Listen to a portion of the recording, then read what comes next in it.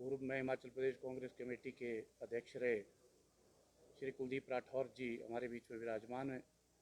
प्रदेश Congress committee की तरफ से मैं आज इनका यहाँ स्वागत करता हूँ और श्रीमती सोनिया गांधी का आभार प्रकट करता हूँ कि जिन्होंने इनको महत्वपूर्ण जिम्मेदारी दी है। आज के विषय में आप समझते हैं कि कल श्री नरेंद्र मोदी जी शिमला आ रहे हैं। उस संदर्भ में आज की प्रेस वार्ता यहाँ रखी गई है। इस प्रेस वार्ता में श्री कुलदीप सिंह राठौर जी अपनी बात आपके समक्ष रखेंगे। मैं निवेदन करूंगा श्री राठौर जी से आप सभी को संबोधित करें।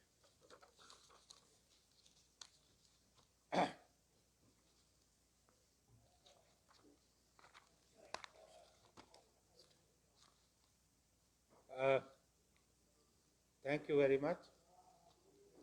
Welcome friends.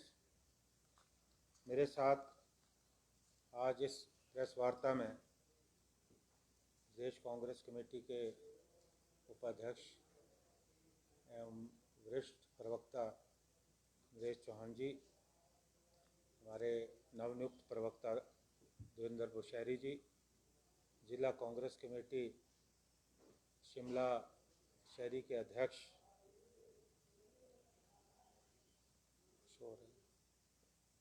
शोर है बार जितेंद्र चौधरी जी,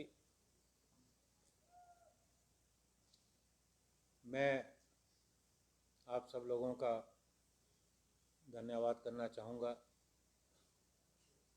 क्योंकि प्रदेश कांग्रेस कमेटी के अध्यक्ष के रूप में मैं आप लोगों को जनहित से जुड़े मुद्दे, पार्टी के मुद्दों पे आप लोगों से बात करता रहा हूँ और आज मेरे लिए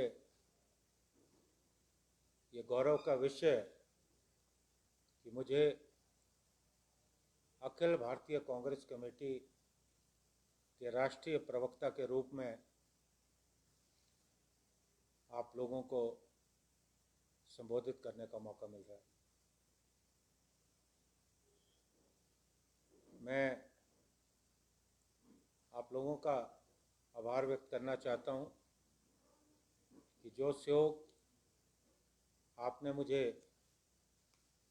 प्रदेश कांग्रेस कमेटी के अध्यक्ष के रूप में दिया,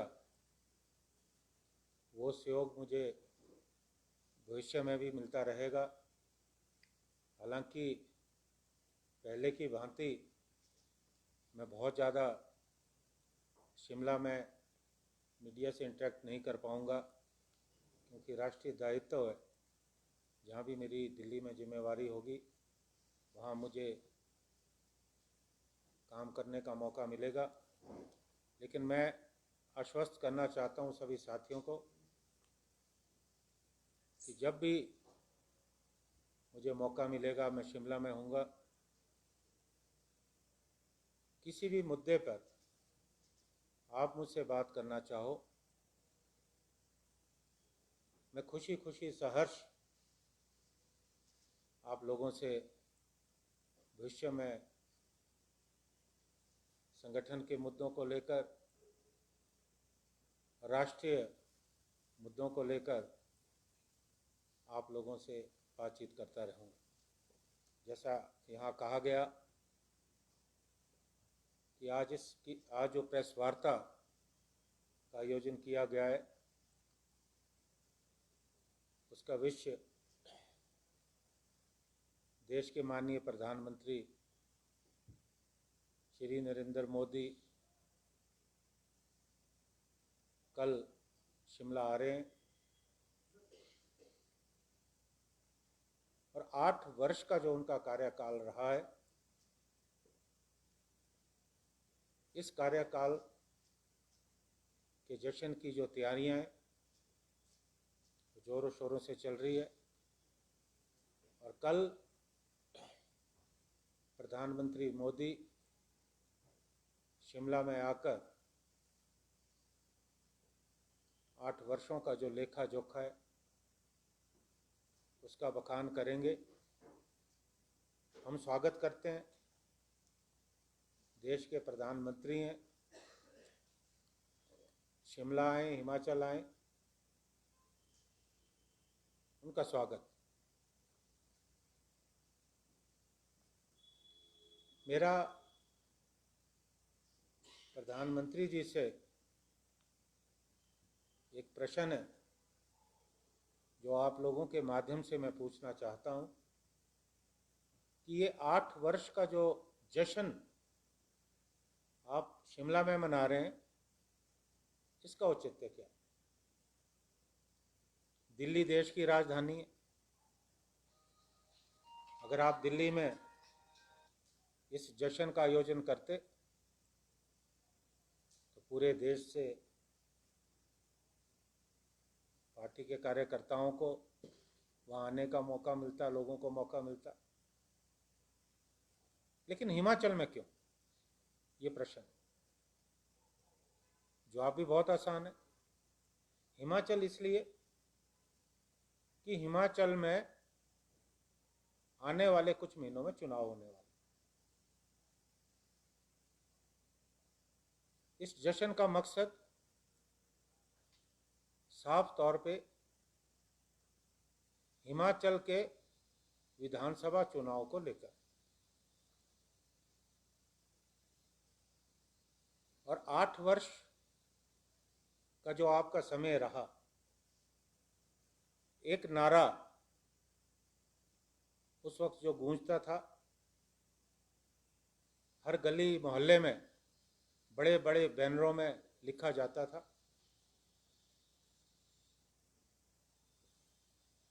शायद आपको याद होगा। अगर आपकी स्मृतियों से कहीं विलुप्त हुआ हो तो मैं वो धूल हटाना चाहता हूँ। 8 वर्ष पूर्व जब आपने चुनाव लड़ा लोकसभा का, उस वक्त नारा था, बहुत हुई महंगाई की मार, बहुत हुआ किसानों पर अत्याचार, युवा बेरोजगार, पेट्रोल डीजल की मार, रुपए पर डॉलर का वार, और अब की बार मोदी सरकार। ये नारा हर जनसभा में गूंजता था और देश में अच्छे दिन लाने की बात होती थी। और आज हम बड़े संक्षिप्त में विश्लेषण करना चाहते हैं। अगर हम विस्तार में जाएं तो बहुत ज़्यादा समय लगेगा। मैं समय बचाना चाहता हूं। अच्छे दिन तो कहीं नजर आ नहीं रहे, दूर तक नजर नहीं आ रहे। और आज महंगाई चरम सीमा पर, गरीब लोगों की बात छोड़िए, जो मध्यम वर्ग की है, उन्हें भी 2 जून की रोटी जुटाना मुश्किल हो रहा है। गैस सिलेंडर महंगा, दालें महंगी, सब्जियां महंगी, खाने की हर चीज महंगी, और उसके अलावा रोजमर्रा की जो चीजें हैं वो महंगी। कपड़ा महंगा,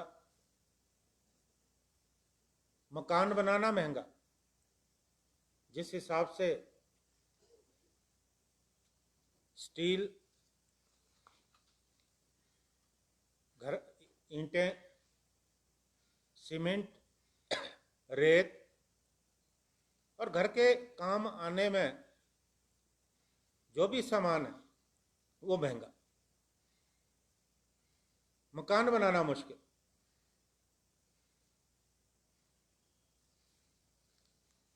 और दिन प्रतिदिन महंगाई सुरसा के मुंह की तरह बढ़ती जा रही, और सरकार का कोई नियंत्रण नहीं। डीजल पेट्रोल के दाम बढ़ते हैं और जब चुनाव का समय आता है थोड़ा कम हो जाता है। तो बहुत बढ़िया तरीका है। हम कह सकते हैं कि डीजल और पेट्रोल के दामों में सेल लगी है। आपने देखा होगा अक्सर दुकानों में सेल लगती है, 25% की छूट, 50% की छूट। यही डीजल और पेट्रोल के साथ हो रहा है। चुनाव का समय आता है, सेल, छूट। जिस दिन वोट, आखिरी वोट गिरता है, फिर से शुरू। लोगों को भ्रमित और बेवकूफ करने का प्रयास। और रोजगार की बात मैं कहूं, भारत युवाओं का देश है। हमारी जो औसत आयु है 28 वर्ष है। हम कह सकते हैं विश्व में भारतवर्ष एक युवा देश के रूप में जाना जा रहा है, और युवा बेरोजगार। चुनाव से पूर्व एक बहुत लुभावना वायदा मोदी साहब ने और भारतीय जनता पार्टी ने किया था कि हर वर्ष 2 करोड़ रोजगार।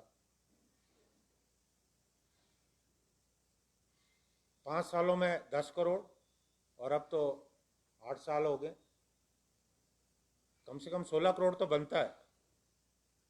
इससे 2 गुना रोजगार छीने गए। युवाओं की छटनी हुई है, खासकर उस समय जब कोविड था। कहां है युवाओं को रोजगार? और जीडीपी की जो वृद्धि दर है वो लगातार गिर रही है। जीडीपी गिर रही है। और एक वक्त ऐसा आया कोविड के समय कि हम -24 तक पहुंच गए थे।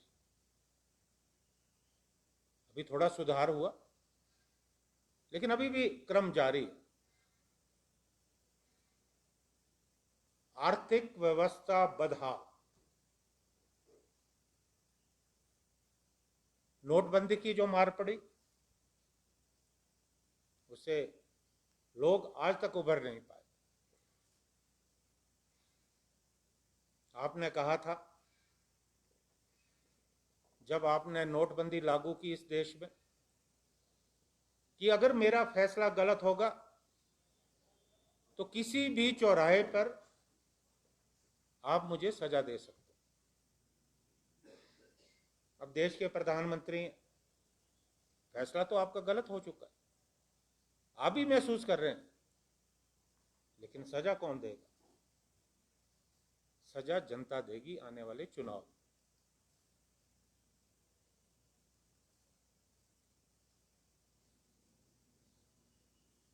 और आज ऐसी परिस्थितियां देश में बन रही हैं कि जो हमारे वित्तीय संस्थान है, हमारे बैंक है, उनका निजीकरण किया जा रहा है।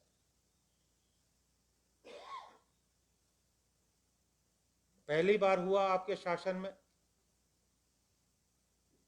जब रिजर्व बैंक से 1,75,000 करोड़ आपने छीने। देश में परिस्थितियां पहले भी कई बार ठीक नहीं रही, लेकिन किसी भी प्रधानमंत्री ने रिजर्व बैंक से पैसा नहीं निकाला। और डॉक्टर मनमोहन के समय जब वो प्रधानमंत्री थे देश के, विश्व मंदी का एक दौर चला था, और हमारा देश एकमात्र ऐसा देश था जहां उस मंदी का असर नहीं हुआ, क्योंकि आर्थिक नीति थी कांग्रेस पार्टी की, हमारे प्रधानमंत्री की। और आज कोई आर्थिक नीति आपके पास नहीं। श्रीलंका में जो हुआ उससे हमें सबक लेने की जरूरत है। पूरी अर्थव्यवस्था टूट गई, लोग सड़कों पे आ गए, दंगे फसाद होने लगे। हालांकि वहां जो शासक थे उनको बदला गया, लेकिन आज भी श्रीलंका में परिस्थितियां ठीक थी। ये चेतावनी है प्रधानमंत्री मोदी जी, ये चेतावनी है आपको, केंद्र सरकार को, क्या हम उन परिस्थितियों की तरफ तो नहीं जा रहे? ये सोचने का विषय। लेकिन क्या इस पे सोचा जा रहा है? किसानों की आय दुगनी करने की बात थी, लेकिन यहां तो आमदनी कम हुई है। आप सेना के नाम पे राजनीति कर रहे हैं। देश में विकास जो है बंद पड़ा और एक नया फार्मूला निकाला है।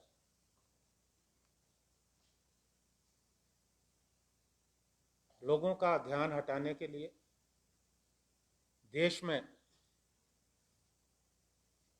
एक नफरत का माहौल तैयार हो रहा है, सांप्रदायिक ध्रुवीकरण हो रहा है, गड़े बुर्दे उखाड़े जा रहे हैं। ताजमहल पहले मंदिर था, कुतुब मीनार में पहले मंदिर था। तरह तरह की बातें जो जानबूझकर फैलाई जा रही, ये एक प्रयास है कि बुनियादी और जो मूलभूत समस्याएं हैं, उन समस्याओं से देश का ध्यान जो है हटाया जा सके और राष्ट्रीय सुरक्षा के नाम पे खिलवाड़ हो रहा है। आपने देखा होगा कि किस तरह से चीन ने हमारी सीमाओं का अतिक्रमण किया, हमारे सैनिक शहीद हुए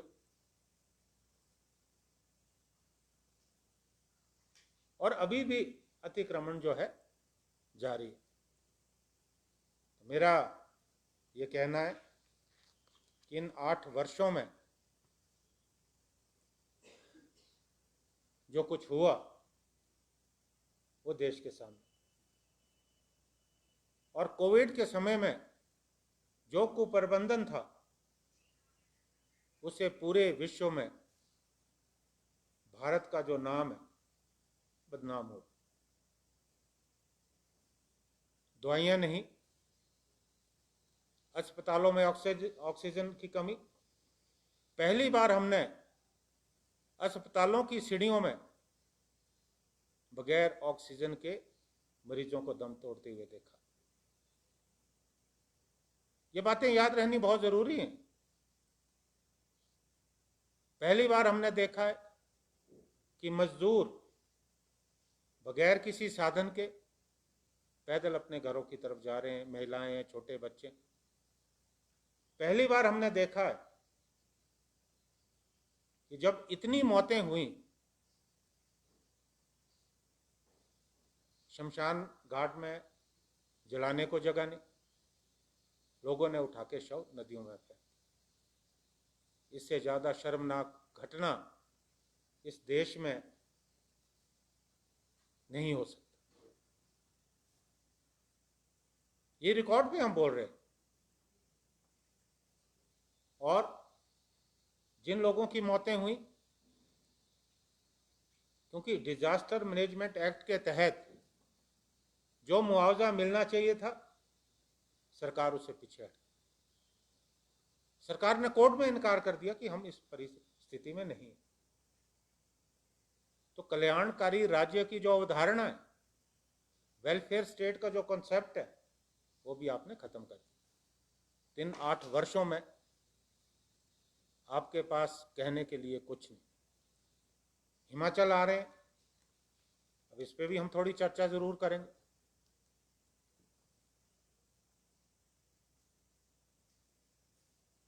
बहुत बार बातें हुई, जब भी आप आए लोगों को बहुत सारी आशाएं आपसे थी, क्योंकि पूर्व में जब कांग्रेस का शासनकाल रहा इस देश में, जो भी प्रधानमंत्री यहां आए हिमाचल को कुछ ना कुछ सौगात देकर गए। लेकिन पहली बार हुआ कि देश के प्रधानमंत्री आए, मंडी आए, तो सेपू बड़ी की तारीफ की, शिमला के आसपास आए तो सिड्डू की तारीफ हुई, कांगड़ा गए तो मदिरा की तारीफ हुई। उससे ज़्यादा आपने कुछ किया नहीं। आज 70,000 करोड़ से ज़्यादा हम पर कर्जा है। क्या प्रयास किया आपने? हम बार बार कहते आए कि आप कोई जो है पैकेज देते,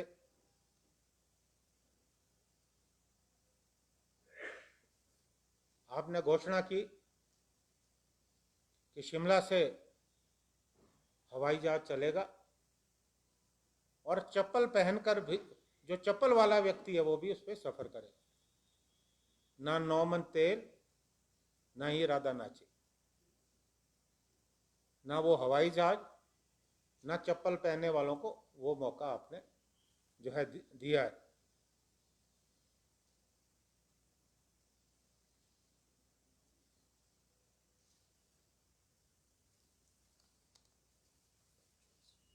आपने अपने एक दौरे में बहुत आकर्षक बात कही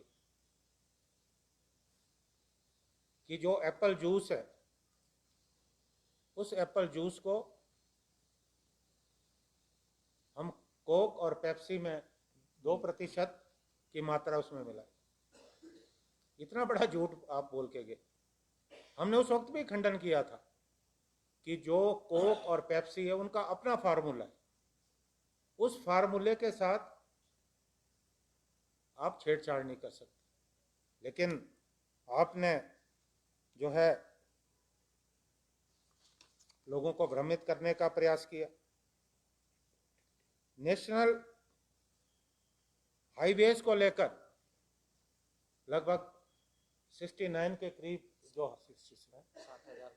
60,000 करोड़ की आपने बात कही, और बाद में आपने यू टर्न ले लिया, आपकी सरकार ने अब मुकर गए।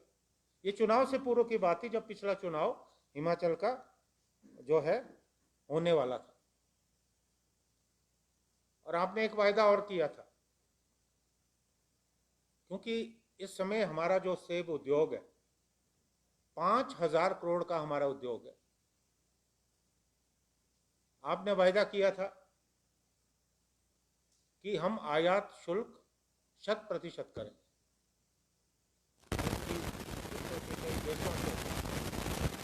जो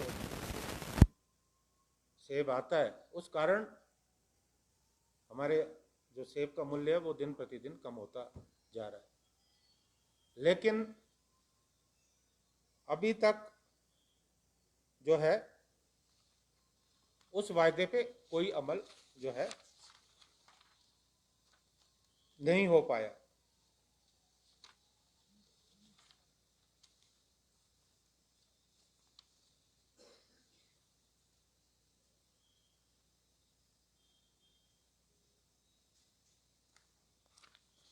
आप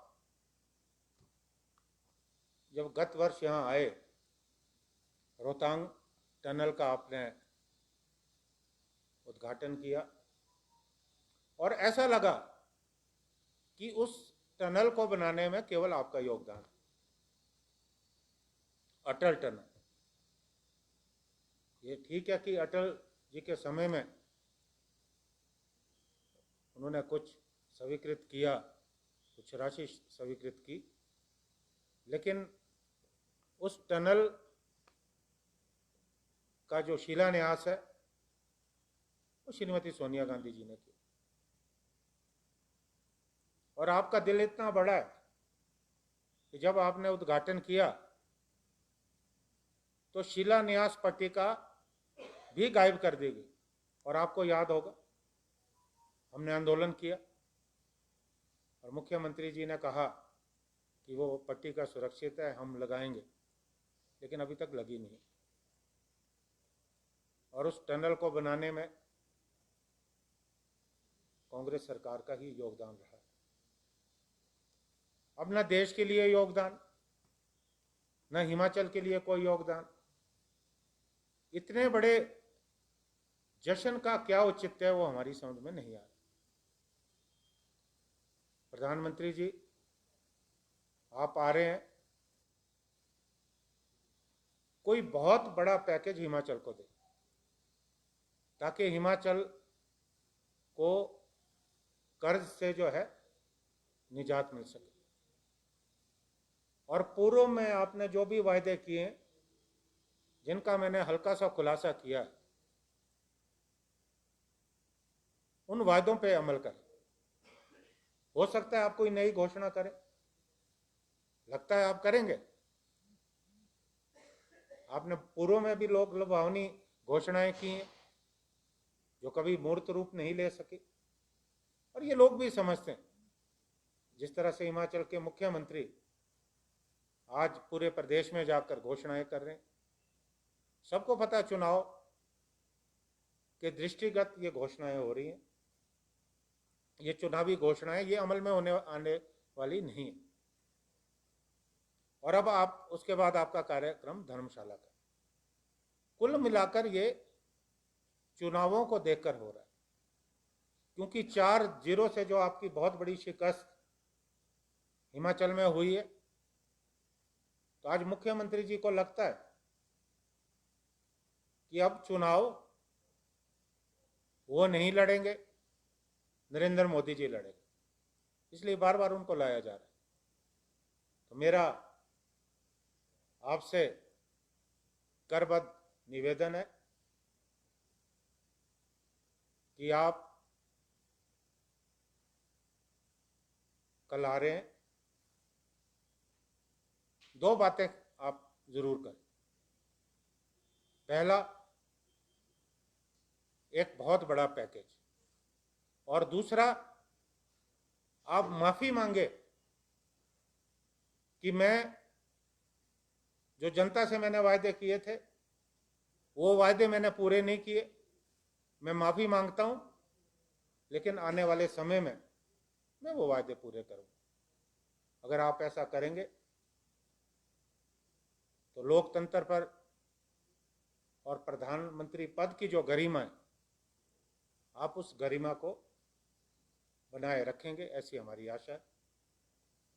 थैंक यू वेरी मच, धन्यवाद। इस संदर्भ में आप कोई प्रश्न पूछना चाहें, मोस्ट वेलकम।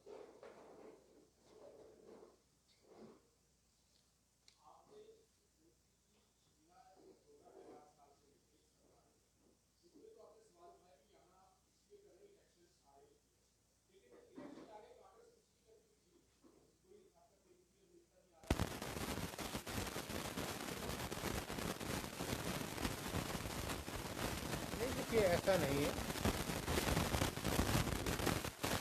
अभी आने वाले समय में जल्दी ही प्रदेश कांग्रेस कमेटी में अभी परिवर्तन हुआ है। अब निश्चित तौर पे हमारी नई अध्यक्ष बनी है,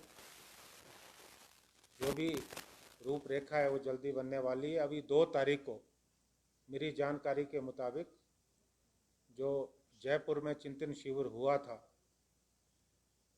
उसमें कुछ चर्चा हुई थी, तो 2 तारीख को पार्टी कार्यालय में संगठन की एक मीटिंग होने जा रही है।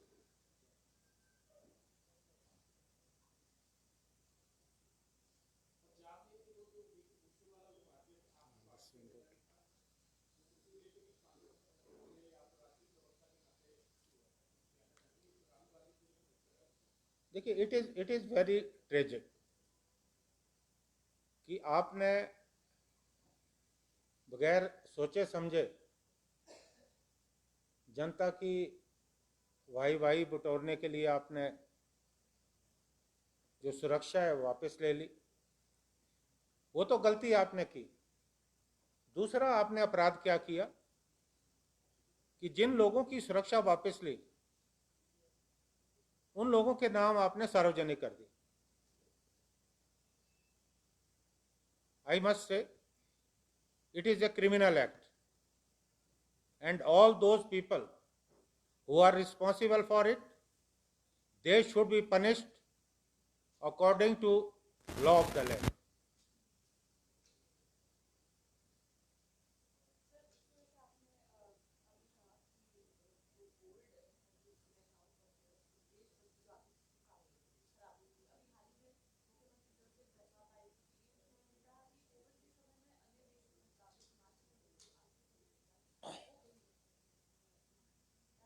देखिए, मुझे लगता है कि इस सवाल का जवाब मैं कई बार दे चुका हूँ।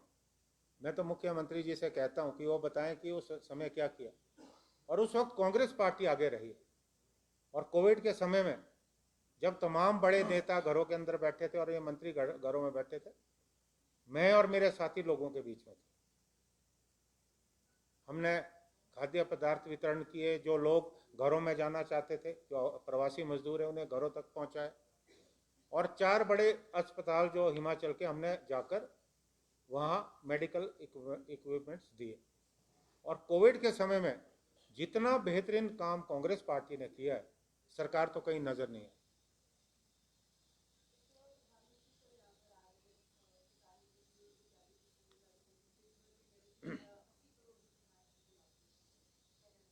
देखिए, प्रधानमंत्री जी ने कहा था कि किसानों की आय दोगुनी करें। आय दोगुनी किसानों की हुई। अगर आय किसकी बढ़ी है? अडानी और अंबानी। अडानी पहले से ज्यादा अमीर हो गए, किसानों की आय नहीं बढ़ी। और जब कोविड का समय चल रहा था, एकमात्र सेक्टर ऐसा था जिसमें फायदा हो रहा था, बाकी घाटे में जा रहे थे, वो था कृषि क्षेत्र। जब ये बड़े बड़े अडानी और अंबानी हैं, इनकी कुदृष्टि वहां पड़ी, तो एक बिल लाया गया। उससे बाद में किसानों ने आंदोलन किया, उसे कानून का रूप दिया गया। 1 साल तक लगातार किसान दिल्ली के बाहर धरना करते रहे, प्रदर्शन करते रहे। कांग्रेस पार्टी और हमारे नेता राहुल गांधी जो है किसानों के साथ खड़े रहे। हमने भी उस वक्त हिमाचल में किसानों के समर्थन में आंदोलन की, क्योंकि उस कानून का मकसद उन बड़े बड़े पूंजीपतियों को फायदा पहुंचाने था। लेकिन मैं बधाई देना चाहता हूं हिमाचल की जनता को, जो 4-0 से भारतीय जनता पार्टी को शिकस्त दी। उसके 2 या 3 दिनों बाद डीजल और पेट्रोल के दाम भी कम हुए और उस कानून को भी वापस लिया गया। जितनी जल्दी में वो कानून आया था, उससे ज़्यादा तेजी से वो कानून जो है वापस हुआ। किसानों के लिए मोदी सरकार ने कुछ नहीं किया।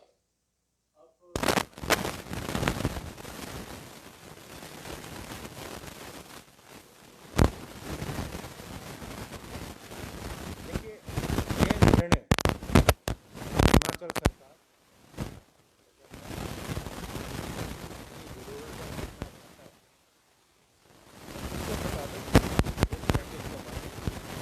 मैं मुख्यमंत्री जयराम जी से निवेदन करता हूं कि इस मामले में हम आपके साथ हैं। आप अगर हिमाचल के लिए कुछ बड़ा प्रोजेक्ट तो निश्चित तौर पे, लेकिन आप हिम्मत क्योंकि वो अक्सर प्रधानमंत्री के सामने बोलते हैं।